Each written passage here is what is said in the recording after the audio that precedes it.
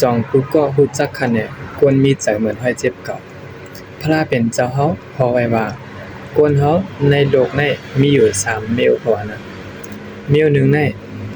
กวนก็ได้มีใจเหมือนห้อยเจ็บเก่าก็ที่2ซ้ำมีใจเหมือนผ้าแมปก็ที่3ซ้ำมีใจเหมือนเพชรในเขาว่านะบ่เป็นภายไทยภายใต้ได้ดีว่าคือกับฮู้คณะเพชรอันว่านั้นนะเป็นแสงหรือเป็นจริงเรื่องฮู้เขาว่าในกวน3ก็ได้เฮามาด้วยว่ากวนก็ที่1มีใจเหมือนห้อยเจ็บเก่าอันว่านั้นบ่ยินเปิ้นมาหลาว่าสิซ้อมเฮาหรือลองอำลีเฮาสิเปิงๆเพราะว่าเฮาเลยทนได้ยินอย่าบ่ว่าในจริงกวนก็ได้ติใจหลังที่เป็นโทสะโมหะเป็นพื้นเป็นภัยคะนะที่ใครตอบใครเตือนใครว่าใครหลาขึ้นกวนก็ในคะนะปูนมาว่ามันเลยพุดขึ้นมากำเดียวคะนะกวนจึงในห้องว่ากวนมีใจเหมือนห้อยเจ็บเก่าปูนมาตื้อก็เจ็บคำเดียวคะนะกวนก็ได้อุปมาทางอันนึงว่า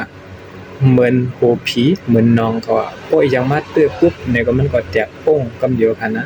อ๋อครับอันนี้อุปมามันกวนมีใจเหมือนห้อยเจ็บเก่านะ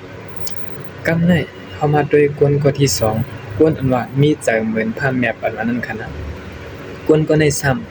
ำเมื่อมีเปิ้นมาตุ้มตื้อลาว่าเฮาดองอำดีเฮาซื่อนั้นเสียมว่ามายุกยองยออ้ามเฮาเสียมว่าอีช่างว่าเกี่ยวขนาดกวนก็ได้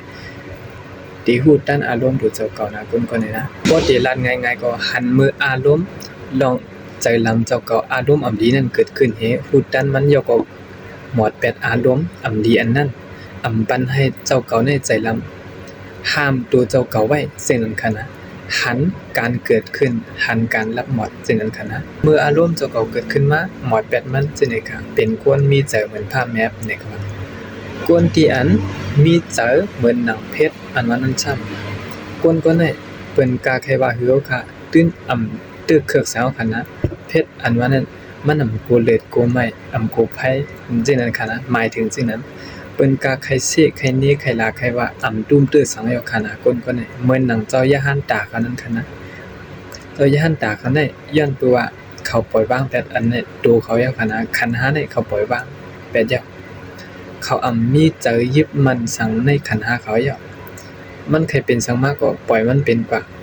เปิ้นเคยสินี้สังมาก็ปล่อยเปิ้นสินี้เหมาใส่ใจในข้อความอย่างเปิ้นฉะนั้นก็นั้นแหละข้อความอันเปิ้นลาว่าจึงก็เตรียมมาตุ้มตื้อเขาเตรียมเฮ็ดให้เขาเดือดไหม้ใจร้อนย้อนข้อความอันเปิ้นมาลาว่าเฮ็ดให้จึงนั้นค่ะนะอันนี้ค่ะควรมีใจเหมือนเพชรพี่น้องขอคารุเป็นกวนก็เลยค่ะ